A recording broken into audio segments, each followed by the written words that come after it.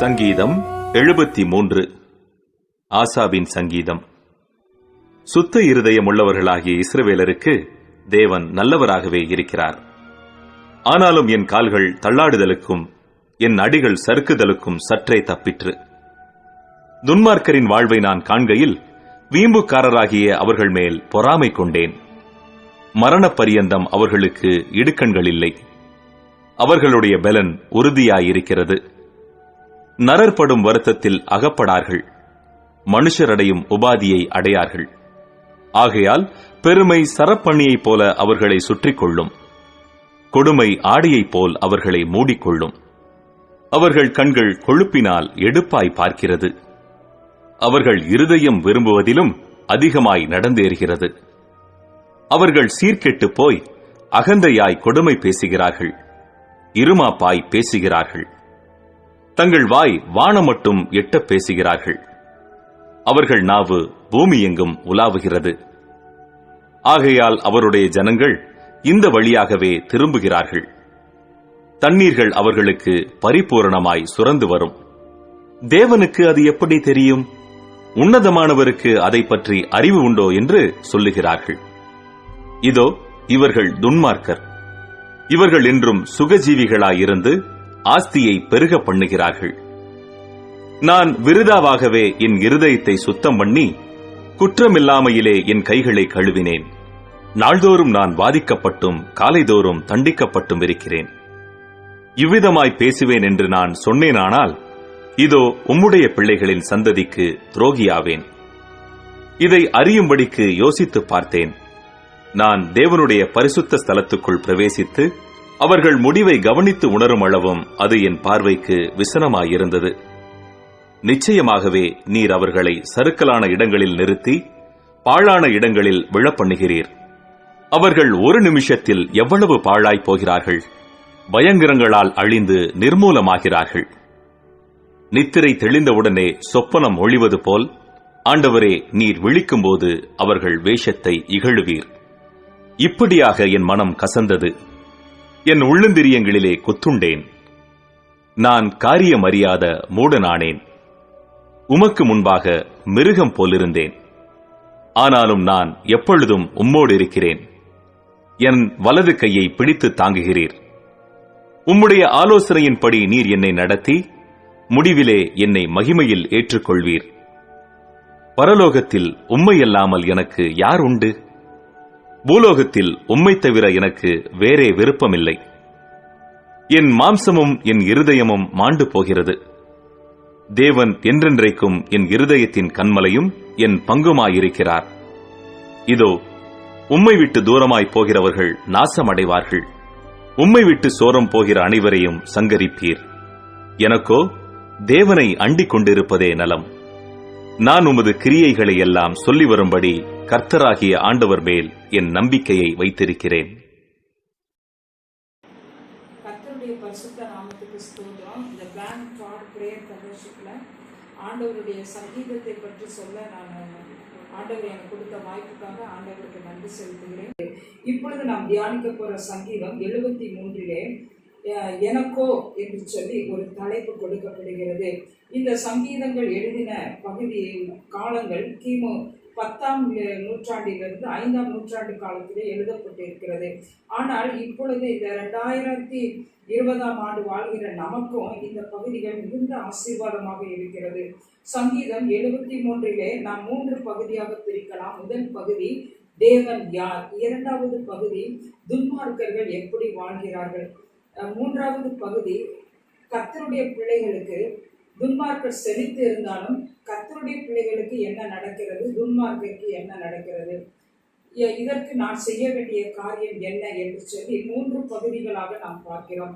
முதல் பகுதியிலே சங்கீதம் 73:1 சொல்லப்படுகிறது, சுத்த இருதயமுள்ள இஸ்ரவேலருக்கு தேவன் நல்லவராகவே இருக்கிறார். எந்த சூழ்நிலையிலையும் தேவன் நமக்கு நல்லவராகவே இருக்கிறார். இரண்டாவது பகுதியிலே நாம் பார்க்கிறோம், இந்த துன்மார்க்கர்கள் வாழ்ந்து செழிக்கிறார்கள். அவர்களுடைய வாழ்க்கையை நான் பார்க்கும் பொழுது அவர்களுக்கு மரண பரிந்த இடுக்கண்களிலே அவர்களுடைய பலன் உறுதியாய் இருக்கிறது. அவர்களுக்கு பெருமை இருக்கிறது, அவர்களுக்கு கொடுமை இருக்கிறது. அவருடைய கண்கள் கொழுப்பினால் எடுப்பாய் பார்க்கிறது. அவர்கள் கொடுமை பேசுகிறார்கள். அவர்களுடைய பாதைகளில் தண்ணீர்கள் பரிபூர்ணமாய் சுரந்து வருகிறது. இவர்கள் சுக ஜீவிகளாய் இருந்து ஆஸ்தியை பெருக பண்ணுகிறார்கள் என்று சொல்லி சங்கீதம் 73:3-12 வரை நாம் பார்க்கிறோம். ஆனால் இப்படிப்பட்ட காரியங்களை பார்க்கும் பொழுது தேவ பிள்ளைகள் என்ன நினைக்கிறார்கள் என்று சொன்னால், நான் சங்கீதம் 73:13 நான் விருதாவாகவே என் இருதயத்தை சுத்தம் பண்ணி குற்றமில்லாமலே என் கைகளை கழுவினேன். நான் நாள்தோறும் பாதிக்கப்பட்டும் நான் காலைதோறும் தண்டிக்கப்பட்டும் இருக்கிறேனே என்று சொல்லி அவன் புலம்புகிறான். இந்த புலம்புதல் எதுவரைக்கும் என்று சொன்னால், சங்கீதம் 73:17 அவர்கள் முடிவை கவனித்து உணரும் அளவும் அது என் பார்வைக்கு விசனமாய் இருந்தது. அப்படியானால் அவருடைய முடிவு எப்படி இருக்கிறது? துன்மார்க்கனுடைய முடிவு சங்கீதம் 73:18 நிச்சயமாகவே நீர் அவரை சர்க்கலான இடங்களில் நிறுத்தி பாலான இடங்களில் விழப்பண்ணுகிறீர். அவர்கள் ஒரு நிமிஷத்தில் அழிந்து போகிறார்கள். ஆனால் தேவனுடைய பிள்ளைகள் எப்படி இருக்கிறார்கள்? சங்கீதம் 73:24 வேதம் சொல்லுகிறது. 23:24 பார்க்கும் பொழுது ஆண்டவர் அவர்களை நடத்தி முடிவிலே அவர்களை மகிமையில் ஏற்றுக்கொள்கிறார். இந்த பாக்கியம் ஆண்டவருடைய பிள்ளைகளுக்கு மட்டுமே உண்டு. அப்படியானால் நாம் செய்ய வேண்டிய காரியம் என்ன? சங்கீதம் 73:23 ஆனாலும் நான் எப்பொழுதும் உம்மோடு கூட இருக்கிறேன், என் வலது கையை பிடித்து தாங்குகிறேன். ஆண்டவரோடு கூட இருப்பதுதான் அந்த ரகசியம். சங்கீதம் 73:28 எனக்கோ தேவனை அண்டிக் கொண்டிருப்பதே நலம், எனக்கோ தேவனை அண்டிக் கொண்டிருப்பதே நலம். நாம் ஆண்டவரை அண்டிக் கொள்ள வேண்டும். அப்படி ஆண்டவரை அண்டிக் கொள்ளும் பொழுது நமக்கு என்ன நடக்கும்? அவருடைய ஆலோசனையின்படி சங்கீதம் 32:8 நான் உனக்கு போதித்து நீ நடக்க வேண்டிய வழி உனக்கு காட்டுவேன், என்மேல் கண்ணை வைத்து உனக்கு ஆலோசனை சொல்லுவேன் என்று சொன்னாரே, அவருடைய ஆலோசனைப்படி நம்மை நடத்துவார். அடுத்ததாக இந்த பூலோகத்திலும் பரலோகத்திலும் அவர் நமக்கு உதவி செய்து நம்மளை ஏற்றுக்கொள்கிற தேவனாய் இருக்கிறார். அவர் நம்முடைய இருதயத்தில் கண்மலையும் நம்மளுடைய பங்குமாய் இருக்கிறார். தேவனை நாம் அண்டிக் கொண்டு அவர் மேல் நாம் நம்பிக்கை வைக்க வேண்டும். இப்பொழுது நாம் தியானிக்க போற பகுதி சங்கீதம் 73:23 ஆனாலும் நான் எப்பொழுதும் உம்மோடு கூட இருக்கிறேன். ஆண்டவரோடு கூட இருப்பது என்றால் அதனுடைய ரகசியம் என்ன? ஆண்டவரை நாம் எப்பொழுதும் துதித்துக் கொண்டே இருக்க வேண்டும். அப்போஸ்தலர் 2:47 சீஷர்கள் எப்பொழுதும் ஆண்டவரை துதித்து ஜனங்களிடத்தில் தயவு பெற்றிருந்தார்கள். ரட்சிக்கப்படுவர்களை அனுதினமும் கர்த்தர் சபையில் சேர்த்து கொண்டு வந்தார். ஆண்டவரை நாம் துதிக்க வேண்டும். ஆண்டவரை துதிக்கிற துதி நம்முடைய வாயில் காணப்பட வேண்டும். சங்கீதம் 34:1 கர்த்தரை நான் எப்பொழுதும் ஸ்தோத்திரிப்பேன், அவரை துதிக்கும் துதி எப்போதும் என் வாயில் இருக்கும் என்று தாவீது சொன்னார். ஆண்டவரை துதிக்கும் பொழுது என்ன நடக்கிறது? 2 கொரிந்தியர் 4:15 அநேகர் தேவனை ஸ்தோத்திரிப்பதனாலே கிருபை பெருகும். அந்த கிருபை எப்பேற்பட்ட கிருபை? சங்கீதம் 103:11 பூமிக்கு வானம் எவ்வளவு உயரமாய் இருக்கிறதோ அவருக்கு பயப்படுவமே அவருடைய கிருபை அவ்வளவு பெரிதாய் இருக்கிறது. இந்த கிருபை தீத்து 2:11 ரட்சிப்பை அளிக்கத்தக்கதாக, எல்லாருக்கும் ரட்சிப்பை அளிக்கத்தக்கதாக தேவ கிருபையானது பிரசன்னமாகி, தேவ கிருபை பிரசன்னமாகும் போது எல்லாரும் ரட்சிக்கப்படுவார்கள். இந்த தொழுது கொள்ளுகிறதிலே துதிப்பதிலே ஆதியாகமம் 22:5 பார்ப்போமானால், ஆபிரகாம் ஈசாக்கை பலியிட போகும் பொழுது வேலைக்காரர்களை பார்த்து சொல்கிறார், நானும் பிள்ளையாண்டனும் அவ்விடம் மட்டும் போய் தொழுது கொண்டு திரும்பி வருவோம் என்று சொல்லி. அப்படியானால் ஆண்டவருடைய வார்த்தைக்கு கீழ்ப்படிதல் என்பதுதான் தொழுது கொள்ளுதல் என்று அர்த்தம். ஆதியாகமம் 22:12 கர்த்தர் ஆபிரகாமை குறித்து சாட்சி கொடுக்கிறார், நீ தேவனுக்கு பயப்படுகிறவன் என்பதை இப்பொழுது அறிந்திருக்கிறேன் என்று சொல்லுகிறார். ஆதியாகமம் 22:14 ஆபிரகாம் சொல்லுகிறார், கர்த்தருடைய நாமம் யெகோவா ஈரே, அவருடைய பர்வதத்திலே எல்லாம் பார்த்து கொள்ளப்படும். ஆண்டவருடைய பர்வதத்திலே எல்லாம் பார்த்து கொள்ளப்பட வேண்டுமானால் கர்த்தருக்கு பயப்படுகிற பயம் என்கிற தொழுகை ஆராதனை நம்மிடத்திலே காணப்பட வேண்டும். கர்த்தருடைய வார்த்தைக்கு கீழ்ப்படுகிற அந்த தொழுது கொள்ளுதல் ஆராதனை நம்மிடத்தில் காணப்பட வேண்டும். லூக்கா 1:38 மரியாள் சொன்னால், இதோ நான் ஆண்டவருக்கு அடிமை என்று சொல்லி, அந்த எப்பேற்பட்ட சூழ்நிலையிலையும் நம்மை ஒரு ஆவி ஆத்மா சரீரத்தை தேவனுக்கு டோட்டல் சரண்டர் பண்ணுவதுதான் ஆராதனை.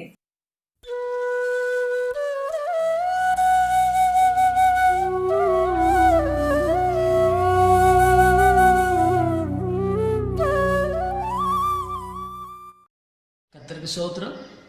இயேசுவின் நாமத்தினாலே இந்த ஜெப கூட்டத்திற்கு வந்திருக்குதானே ஒவ்வொருவரையும் வாழ்த்தி வரவேற்கிறேன். கர்த்தருடைய நாமம் மகிமைப்படுவதாக. கர்த்தருக்கு ஸ்தோத்திரம். இப்படிப்பட்டதான நல்ல சந்தர்ப்பத்தை கொடுத்ததானே ஆண்டவருக்கும் பொறுப்பாளர்கள் அத்தனை பேருக்கும் இயேசுவின் நாமத்தினாலே நன்றி தெரிவித்துக் கொள்கிறேன். கர்த்தருடைய நாமம் மகிமைப்படுவதாக. கர்த்தருக்கு ஸ்தோத்திரம். இந்த ஒரு குழப்பமான சூழ்நிலையில் கொரோனா வைரஸ் பரவிக்கொண்டிருக்கிற நாட்களில் தேவனை தேட வேண்டும் என்று சொல்கிற வாஞ்சியோடு வந்திருக்கிற உங்களை யாவரும் பாக்கியவான்களாக இருக்கிறீர்கள். கர்த்தர் உங்களை உங்கள் குடும்பங்கள் யாவையும் ஆசீர்வதிக்க தேவன் சித்தமுள்ளவராக இருக்கிறார். கர்த்தருக்கு ஸ்தோத்திரம்.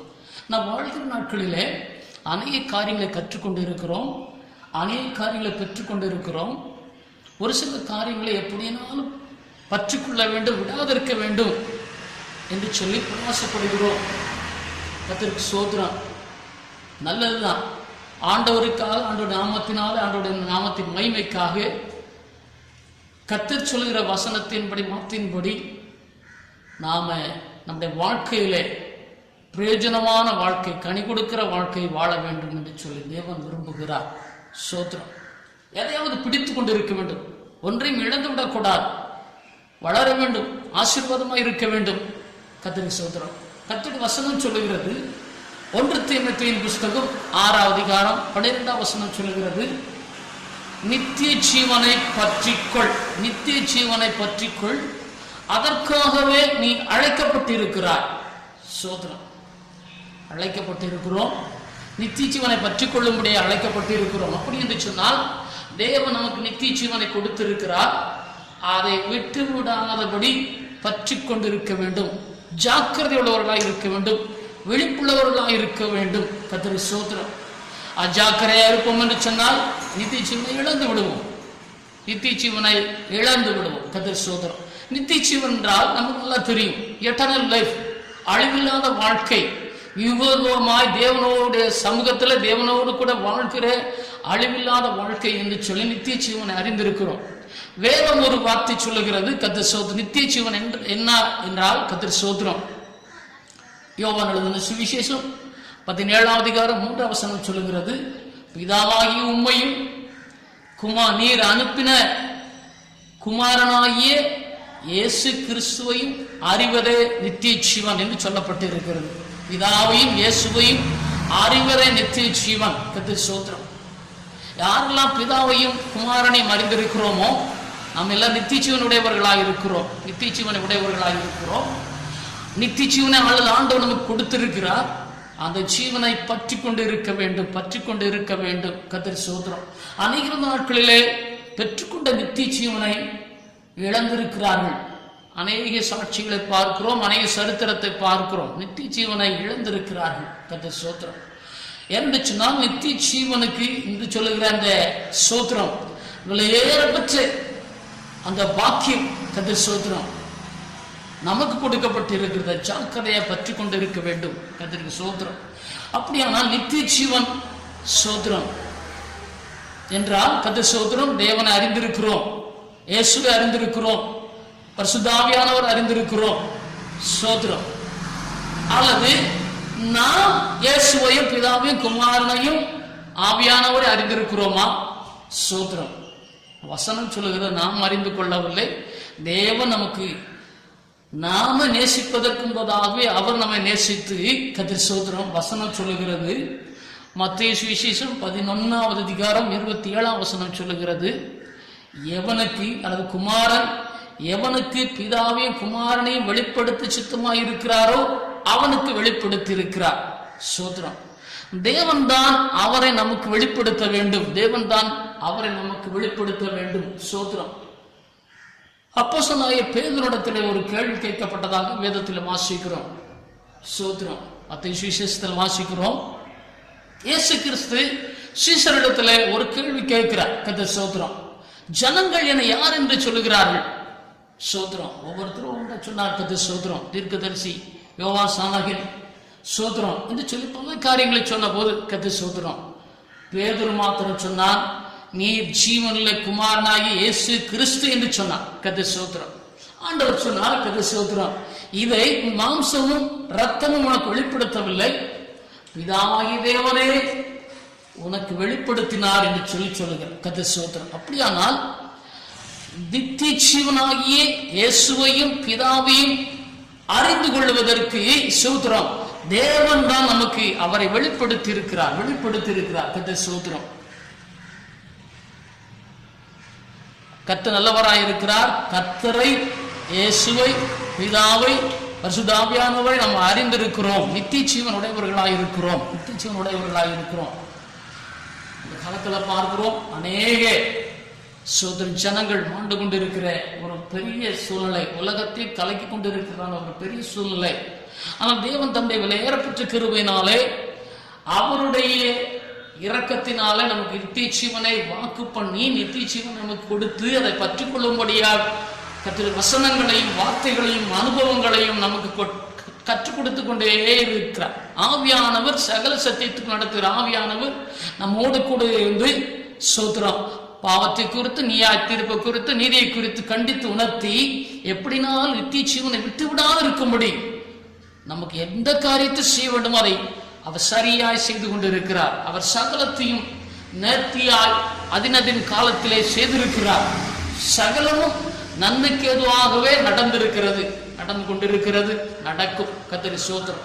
தேவன் நமக்கு நித்திய ஜீவனை கொடுத்திருக்கிறபடினாலே அதை விட்டு விடாது இருக்கும்படி பற்றி கொண்டு இருக்க வேண்டும். கர்த்தருக்கு ஸ்தோத்திரம். ஆதாமுக்கு கர்த்தருக்கு ஸ்தோத்திரம், ஏவாளுக்கும் நித்திய ஜீவனை கொடுத்தார். கர்த்தருக்கு ஸ்தோத்திரம். ஆனால் கீழ்ப்படியாமையினாலே அந்த வாக்கு தத்தத்தை, அந்த பாக்கியத்தை இழந்து போனார்கள். ஆனால் ஆண்டவராகிய இயேசு கிறிஸ்து மீண்டுமாய் பலி செலுத்தி தோலுடைகளை அவர்களுக்கு உடுத்தி மீண்டுமாய் அந்த ஜீவனை, நித்திய ஜீவனை விட்டுவிடாத பாக்கியத்திலே நிலைத்திருக்கும்படியாக கிருபை பாராட்டி இருந்தார். கர்த்தருக்கு ஸ்தோத்திரம்.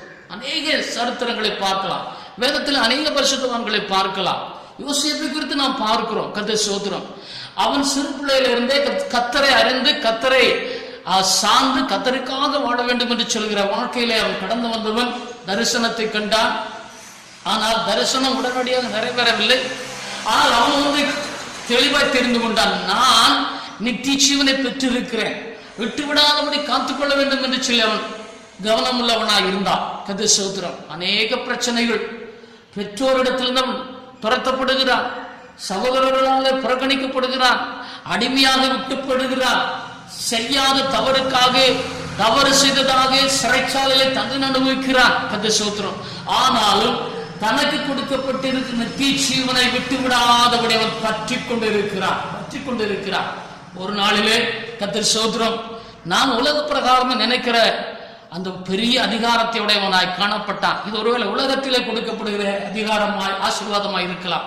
ஆனால் மறுமையிலே நமக்கு கொடுக்கப்படுகிற ஒரு பெரிய ஆசீர்வாதம், அந்த நித்திய ஜீவன். ஸ்தோத்திரம். அந்த நித்திய ஜீவன் உடையவர்கள் அல்லது நித்திய ஜீவனுக்காக பிரயாசப்படுகிறவர்கள் எப்படிப்பட்டவர்களாக இருப்பார்கள் என்று சிறு சில வசனம் சொல்லுகிறது. யோவான் எழுதின சுவிசேஷம் 3:36 சொல்லுகிறது, குமாரனை விசுவாசிக்கிறவன் நித்திய ஜீவனை உடையவனாய் இருக்கிறான். குமாரனை விசுவாசிக்கிறவன் நித்திய ஜீவனை உடையவனாய் இருக்கிறான். அதை யோவான் எழுதின சுவிசேஷம் 6:54 சொல்லுகிறது, என் மாம்சத்தை பூசித்து என் ரத்தத்தை பானம் பண்ணுகிறவனுக்கு நித்திய ஜீவன் உண்டு என்று சொல்லி ஆண்டவர் சொல்லுகிறார். கர்த்தருக்கு ஸ்தோத்திரம். அதே யோவான் எழுதின சுவிசேஷம் 10:27-28 வாசித்தோம் என்று சொன்னால், என் ஆடுகளின் சத்தத்துக்கு கீழ்ப்படியும் அவைகளுக்கு நான் நித்திய ஜீவனை கொடுக்கிறேன் என்று சொல்லி ஆண்டவர் சொல்லுகிறார். ஆண்டவருடைய சத்தத்தை கேட்கிறவர்களுக்கு ஆண்டவர் தம்முடைய நித்திய ஜீவனை கொடுக்கிறார் என்று சொல்லி நாம் பார்க்கிறோம். கர்த்தருக்கு ஸ்தோத்திரம். வெளிப்படுத்தின விசேஷத்தில் நாம் பார்க்கிறோம். ஸ்தோத்திரம். அந்த 7 சபைகளுக்கு எழுதும் போது ஒரு வார்த்தை தெளிவாக அடிக்கடி சொல்லுகிறார், ஜெயங்கொள்ளுகிறவனுக்கு இப்படிப்பட்டதான நித்தியமான ஆசீர்வாதங்கள், பாக்கியங்கள் கொடுக்கப்படுகிறதாக ஆண்டவர் சொல்லுகிறார்.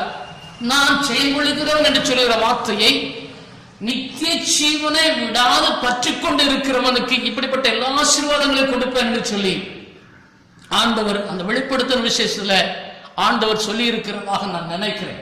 வெளிப்படுத்தின விசேஷத்துல கர்த்தருக்கு ஸ்தோத்திரம். ஜாக்கிரதையுள்ளவர்களாய், விழிப்புள்ளவர்களாய் காணப்பட வேண்டும் என்று சொல்லும்போது ஜெயங்கொள்ளும்படியாய், நித்திய ஜீவனை பற்றி கொண்டு இருக்கும்படியாய் ஆண்டவர் வாக்கு பண்ணியிருக்கிறார். கர்த்தருக்கு ஸ்தோத்திரம். தேவன் நல்லவராய் இருக்கிறார். கர்த்தருக்கு ஸ்தோத்திரம். நித்திய ஜீவன். சோதரம். இது ஒரு வாக்கு தத்தம். வேதத்திலே ஆயிரக்கணக்கான வாக்கு தத்தங்கள் இருக்கிறது என்று சொல்லி கேள்விப்பட்டு இருக்கிற எல்லா வாக்கு தத்தத்தையும் ஒரே வாக்கு தத்தமாக ஆண்டவர் மாற்றி போட்டார். 1 யோவான் எழுதின 1வது நிருபம் 2வது அதிகாரம் 25வது வசனத்தில் வாசிக்கிறோம். நித்திய ஜீவனை அளிப்பேன் என்பதே அவர் நமக்கு கொடுத்ததான வாக்கு தத்தம். நித்திய ஜீவனை அளிப்பேன் என்பதே நமக்கு கொடுத்ததான வாக்கு தத்தம் என்று பார்க்கிறோம். கர்த்தர் ஸ்தோத்திரம். எல்லா வாக்கு தத்தத்தையும் நித்திய ஜீவனுக்குள் அடங்கி இருக்கு. கர்த்தர் ஸ்தோத்திரம். அந்த நித்திய ஜீவன் நமக்கு கொடுத்திருக்கிறார். நித்திய ஜீவனை விட்டு விடாதபடி அதை ஜாக்கிரதையுள்ளவர்களாய் விழிப்புள்ளவர்களாய் பற்றி கொண்டு இருப்போம். கர்த்தர் நம்மை அப்படிப்பட்ட பாக்கியத்திலே கொண்டு வந்து நிறுத்துவார். கர்த்தருடைய நாமம் மகிமைப்படுவதாக. கர்த்தருக்கு ஸ்தோத்திரம். வேதம் பக்தரின் கீதம், சுத்தர்கள் போகும் பாதையின் தீபம், உத்தம மார்க்கம் காட்டும் சத்திய வேதம்.